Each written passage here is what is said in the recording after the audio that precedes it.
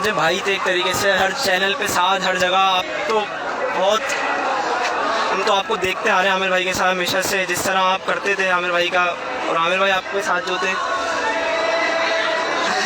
आमिर भाई की वजह से करने वाली साथ रखी है, क्योंकि अल्लाह ने वसीला बनाया था मेरे लिए आमिर भाई को। उन्होंने बहुत मकाम पे ये प्रूफ किया कि वाकई को बड़े हर तरह से इल्म में, उम्र में, रुतबे में बिल्कुल बड़े भाई थे, बिल्कुल बड़े भाई का ज्ञान ख्याल करते थे। और सिर्फ मैं ही नहीं कि हमारे जो 65-70 लोग थे उन सबके वो बड़े भाई थे। प्रोग्राम में वो कहते थे शहरी का है, शहरी का है, बार बार हर दफ़ा। यार सेट का हिस्सा है, जैसे ये फानूस लगा रहे हैं, हाय हाय हाय, शहरी यहाँ से तो कहाँ जाता है।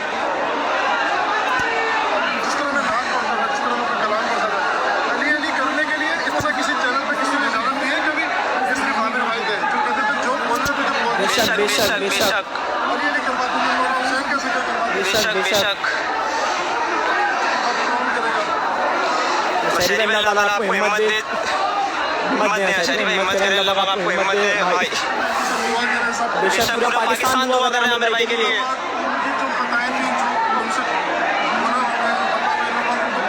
आमीन आमीन